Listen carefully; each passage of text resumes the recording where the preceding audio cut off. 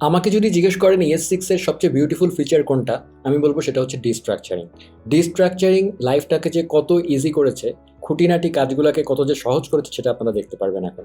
আমরা যখন জাভাস্ক্রিপ্টে কাজ করি, সেটা আমরা লার্জ স্কেলে যখন রিয়্যাক্ট বা এরকম কোনো ফ্রেমওয়ার্কে কাজ করি, বা নোট জেএসই হোক না কেন, সেটা নোট জেএসের যে কোনো এক্সপ্রেস জেএস, যে কোনো জায়গায় আমাদের এই যে ডিস্ট্রাকচারিং মেথডটা যে কি পরিমাণ ইউজ হবে আপনি চিন্তাও করতে পারবেন না। কারণ আমরা কিন্তু সবচেয়ে বেশি ইউজ করি আসলে অ্যারে, অবজেক্ট এগুলো নিয়ে। আমার যখন লার্জ ডাটা সেট আসে, তখন কিন্তু আসলে ওই ডাটা সেটের মধ্যে কিন্তু অবজেক্ট থাকে, অ্যারে অফ অবজেক্ট থাকে, অনেক নেস্টেড জিনিসপাতি থাকে, এবং ওখান থেকে পার্টিকুলার ভিতর থেকে একটা জিনিস আমাকে বের করে আনতে হবে। হ্যাঁ, এই জাতীয় সিচুয়েশনে destructuring works like a magic.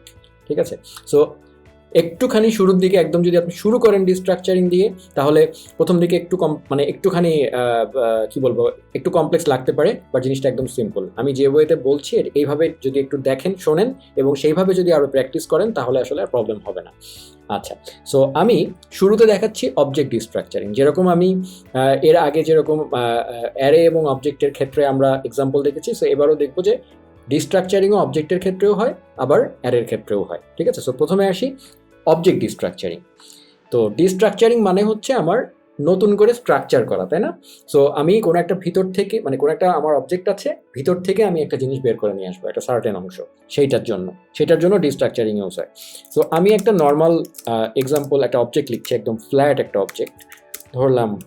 এটা আমার একটা অবজেক্ট, আইডি ধরলাম ইউজারের 339, ইউজারের নেম হচ্ছে ধরলাম সাকিব, এজ হচ্ছে 35। ঠিক আছে? তো এটা আমার একটা বেসিক একটা অবজেক্ট। এখন আমি চাচ্ছি আমার আমার আমার মানে আমি চাচ্ছি যে এই যে অবজেক্টটা আছে, এই অবজেক্টটাতে যে নামটা আছে, এই নামটা শুধু আমার দরকার। আমি অবজেক্ট থেকে সেটা বের করে নিয়ে আসতে চাই, এবং সেটাকে একটা ভ্যারিয়েবলের মধ্যে অ্যাসাইন করতে চাই। ঠিক আছে? কি বললাম? অবজেক্ট থেকে নেমটাকে বের করে এনে আরেকটা ভ্যারিয়েবলে অ্যাসাইন করতে চাই, যেন অন্য জায়গায় ইউজ করতে পারি। ঠিক আছে? সো এই নেমটা আমার প্রয়োজন, রাইট? তো সেটা করার জন্য আমি এমনিতে যদি ওল্ড ওয়েতে করতে হয়, তাহলে আমরা কি করতে পারি? হ্যাঁ, আমরা যেটা করতে পারি সেটা হচ্ছে var, আমি একটা নেম নামে একটা ভ্যারিয়েবল তৈরি করব। তারপরে কি করব? ইউজারের মধ্যে এরকম করে তার নেম প্রপার্টি অ্যাক্সেস করব, তাই না?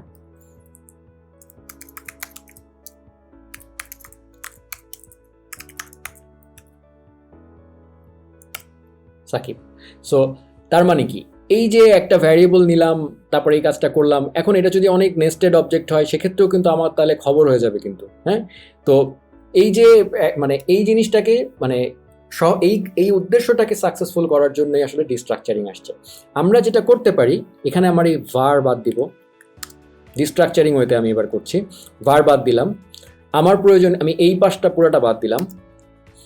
এই পাশে, মানে এই সমান চিহ্নের ডান পাশ নিয়ে চিন্তা করেন এবার।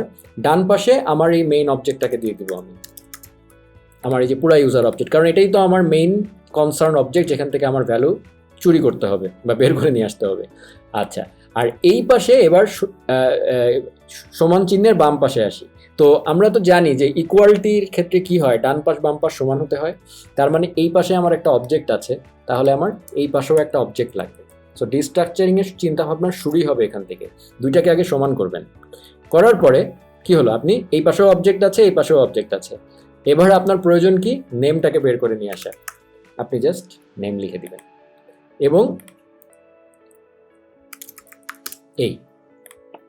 এটা বা ভার যাই খুশি ইউজ করেন না কেন। তো এই যে কাজটা আমি করলাম, এখানে যেটা কাজটা হবে সেটা হচ্ছে নেম নামে একটা কনস্ট্যান্টের মধ্যে ইউজার অবজেক্ট থেকে নেম বের হয়ে চলে আসবে। ঠিক আছে? সো এখন যদি আপনি console.log নেম করেন, ওই আপনার আউটপুট একই আসবে। সো তাহলে আমি কি করলাম? ডিস্ট্রাকচারিংয়ের নিয়ম হচ্ছে, ফার্স্টে মেইন অবজেক্টটাকে ডান পাশে দিয়ে দিয়েছি, তারপরে সমান চিহ্নের এই পাশে যেহেতু এ অবজেক্ট, তাহলে একেও অবজেক্ট হতে হবে, অবজেক্ট বানিয়েছি। তারপরে সেই অবজেক্টের যে প্রপার্টিটা আমার দরকার, সেই প্রপার্টিটা আমি দিয়ে দিয়েছি, এবং যেহেতু আমি নেম দিয়েছি, এই নেম নামেই ভ্যারিয়েবল তৈরি হবে, এবং নেম প্রপার্টিকেই সে নিচ্ছে। কিন্তু আমি যদি চাই যে না, আমার নেমকে আমার টাইটেল নামক ভ্যারিয়েবলের মধ্যে অ্যাসাইন করতে হবে, নেম নামক ভ্যারিয়েবলের মধ্যে না, হ্যাঁ, তাহলে আমি এটাকে জাস্ট একটা এলিয়াস দিতে পারি। এলিয়াস হচ্ছে টাইটেল।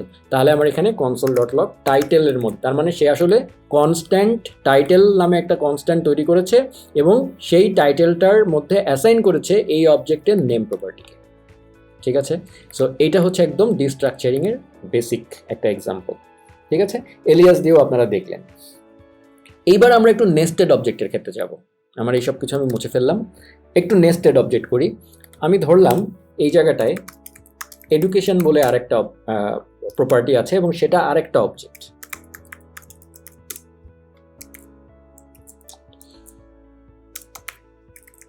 মাস্টার্স, সো ধরলাম এটা হচ্ছে আমার জাস্ট একটা মানে তার মানে কি আরেকটা নেস্টেড করলাম আমি। এবার ধরেন আমার প্রয়োজন হচ্ছে আমি এই ডিগ্রিটাকে চাই। হ্যাঁ, তার মানে কি এই অবজেক্টের মধ্যে এই প্রপার্টি না, আমার ভিতরের ডিগ্রিটাকে লাগবে। তাহলে আমি কি করতে পারি, আগের মতো এই পাশে অবজেক্ট, এই পাশে আমার মেইন অবজেক্ট। প্রথমে করলাম ডিগ্রি পর্যন্ত পৌঁছানোর জন্য আমাকে ফার্স্ট লেভেল থেকেই চিন্তা করতে হবে। হ্যাঁ, ডিগ্রির আগে কে আছে, ডিগ্রি কার আন্ডারে আছে, এডুকেশন। তাহলে আমাকে আগে এডুকেশনকে রিড করতে হবে। ঠিক আছে, তারপরে ঠিক অবজেক্ট সাইনের মতোই এখানেও যেতে হবে।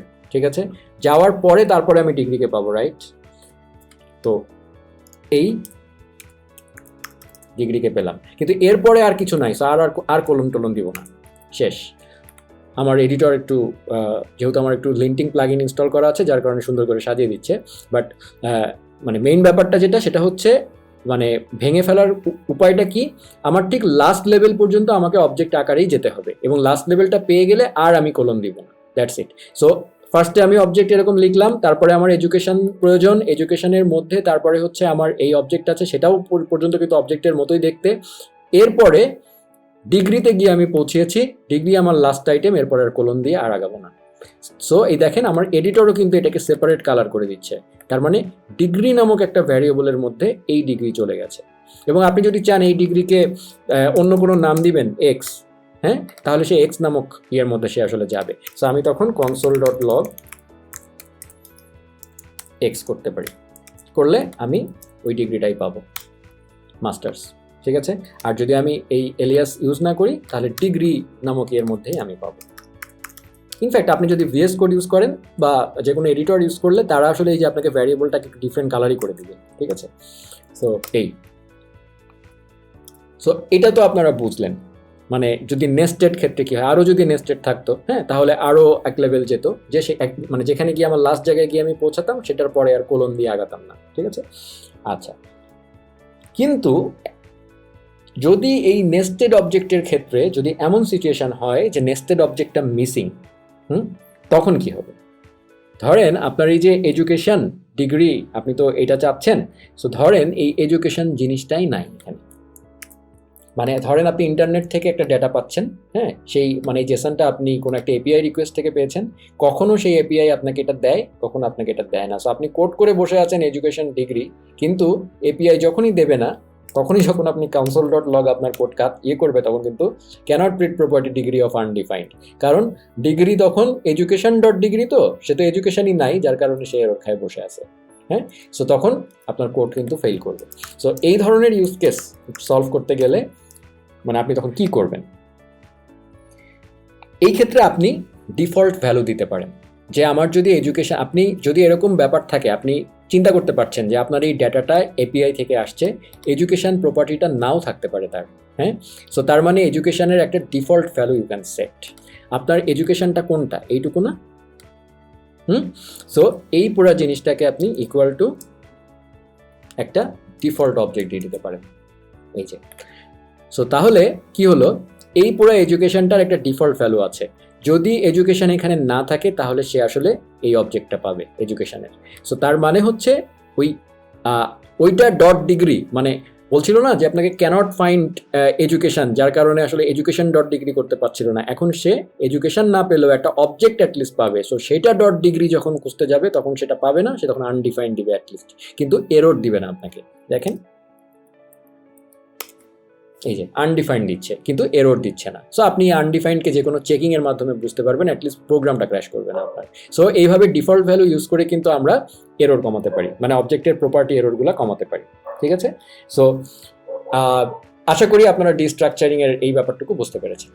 এবার আমরা দেখব অ্যারে ডিস্ট্রাকচারিং। আমরা var numbers নামে একটা অ্যারে নিয়েছি এবং এবার দেখব যে অবজেক্ট স্ট্রাকচারিংয়ের মতো অ্যারের এলিমেন্টগুলোকে কীভাবে আমরা বের করে নিয়ে আসতে পারি ডিস্ট্রাকচারিং ইউজ করে খুব ইজিলি। সো একটা সিম্পল অ্যারে তো আমি মনে করেন আমার প্রয়োজন হচ্ছে আমি প্রথমে যে 1 আর 2, হ্যাঁ, এটাকে আমি বের করে নিয়ে আসতে চাই এবং 1টাকে একটা ভ্যারিয়েবল এর মধ্যে অ্যাসাইন করতে চাই, 2কে একটা ভ্যারিয়েবল বি এর মধ্যে অ্যাসাইন করতে চাই, ঠিক আছে? সো আমি এইভাবে লিখতে পারবো এ বি, ঠিক অবজেক্টের মতোই।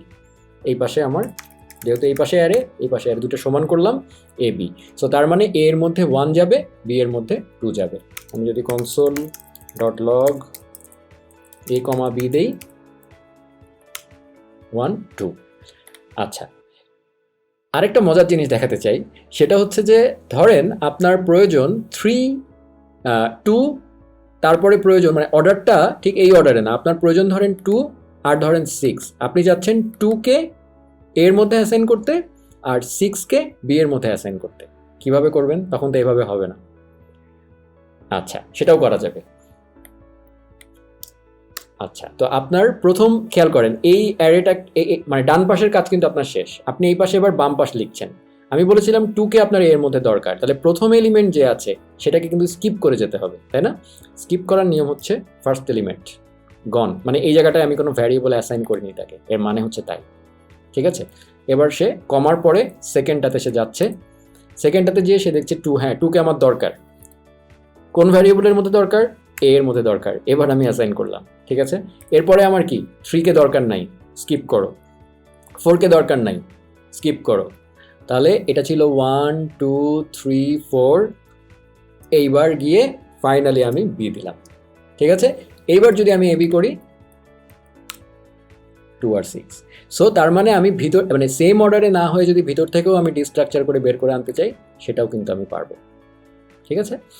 আচ্ছা, আর অবজেক্ট যেমন নেস্টেড অবজেক্টের ক্ষেত্রে আমি দেখিয়েছিলাম, এখানেও কিন্তু আপনি চাইলে নেস্টেড অবজেক্ট মানে নেস্টেড অ্যারের মধ্যে থেকে জিনিস নিতে পারবেন। যেমন ধরেন আমি ঠিক মাঝখানে একটু কমপ্লেক্স করে দেখাই, 3 ধরলাম এখানে 100 500, এইভাবে আছে। সো আপনার প্রয়োজন হচ্ছে আপনি চাচ্ছেন এই যে 100 এবং এই 500 এই দুটাকে আপনি নিতে চাচ্ছেন, ঠিক আছে? সো সেই ক্ষেত্রে আপনি কিভাবে করবেন? তো এটা করার জন্য তাহলে প্রথমেরটা স্কিপ হবে 1, তারপরে 2 স্কিপ হবে, এবার যেটা আসছে সেই জিনিসটা হচ্ছে আমার প্রয়োজন, তাই না? তাহলে অ্যারের মধ্যে ঢুকলাম, আমি ঢুকে তার আবার ফার্স্ট এলিমেন্টটা আমার প্রয়োজন নাই, আমার দরকার 100, সেই 100কে আমি এতে অ্যাসাইন করতে চাই, তারপরেই 500 আছে বিকে অ্যাসাইন করতে চাই, বুঝতে পেরেছেন? সো এখন যদি আপনি কনসোল ডট লগ এবি করেন তাহলেও 100 আর 500 পাবেন। সো তার মানে কত বিউটিফুল একটা জিনিস, জাস্ট একটা সিম্পল ওয়েতে আমরা নেস্টেড ওয়েতে জাস্ট কত সহজে করে ফেলছি। আর যদি এই কাজটাই আমাকে নর্মাল ওয়েতে করতে তো একবার ভেবে দেখেন, আপনাকে ফর লুপ ইউজ করতে হতো, ঠিক আছে? বা অ্যারের ইন্ডেক্সিং 0 1 2, যেটা খুবই মানে ভালনারেবল, যে কোনো সময় আপনার অ্যারের এলিমেন্ট চেঞ্জ হয়ে গেলে বা অ্যারের নাম্বার অফ এলিমেন্টস বাড়লেই ইন্ডেক্স চেঞ্জ হয়ে যেত, হ্যাঁ? সো মোট কথা ডিস্ট্রাকচারিং এর ইউজ কেস আপনারা অলরেডি বুঝতে পারছেন যে যখন আপনার একটা লার্জ অ্যারে থাকবে সেখান থেকে একটা মানে পার্টিকুলার অংশ বা লার্জ একটা অবজেক্ট থেকে পার্টিকুলার একটা অংশ ডিস্ট্রাকচার করে বের করে আনাটা কতটা এফেক্টিভ, এবং যখন রিয়্যাক্ট ইউজ করবেন বা অ্যাঙ্গুলার ইউজ করবেন, যেটাই ইউজ করেন না কেন বা ভিউ ইউজ করবেন, এই জিনিসটা জানা থাকলে লাইফ অনেক ইজি হবে, ঠিক আছে? ডিস্ট্রাকচারিং এর একটা খুব বিউটিফুল ইউজ কেস আপনাদেরকে দেখাতে চাই, ঠিক আছে? যেটা আসলে আপনারা খুবই মানে অবাক হবেন যে একটা খুব সুন্দর একটা ইউজ কেস আছে, যেটা আমিও আমার খুব অনেক ক্ষেত্রে ইউজ করি। আপনারা ভ্যালু সোয়াপিং মানে কখনো দেখেছেন কিনা, যে মানে ব্যাপারটা হচ্ছে এরকম যে আমার ধরেন এ নামে একটা ভ্যারিয়েবল আছে, বি নামে একটা ভ্যারিয়েবল আছে, হ্যাঁ, এবং আমি এ এর ভ্যালু বিতে অ্যাসাইন করতে চাই, বি এর ভ্যালু মানে সোয়াপ করতে চাই, ঠিক আছে? এরকম কাজ যদি আমাদের করতে হয়, যেমন আমি একটু এক্সাম্পল দেখাই, যেমন ধরেন var a is equal to 1, আসলে মুখে এগুলো বলা একটু কঠিন, এক্সাম্পল ডাইরেক্ট দিলে খুব ক্লিয়ার বোঝা যায়, b is equal to 1, ঠিক আছে? সো আমি যদি সোয়াপ করতে চাই, মানে a এর ভ্যালু বিতে দিতে চাই এবং b এর ভ্যালু এতে দিতে চাই, তাহলে আসলে আমি নর্মালি কি করব? এটাকে লিখি দ্য ওল্ড ওয়ে। ফার্স্টে আমাকে টেম্প নামে একটা ভ্যারিয়েবলের মধ্যে একে রাখতে হবে, তারপরে এ এর ভ্যালু আমি বি মানে A is equal to B করতে পারি, ঠিক আছে? ফাইনালি আমি B is equal to temp করতে পারি, তাই না? তাহলে আমার কি হলো, এ এর ভ্যালু বিতে চলে গেল, বি এর ভ্যালু এতে চলে গেল। তা না হলে তো মানে সম্ভব ছিল না কাজটা করা, তাই না? একটা টেম্পোরারি ভ্যারিয়েবল আমাকে ইউজ করতে হবে। সো এখন যদি আমি এই জায়গাটায় console dot log A B করি, তাহলে আপনারা দেখবেন আচ্ছা দুইটাই আমি একই ভ্যালু দিয়ে ফেলেছি। এটার 1 থেকে 2 দেই,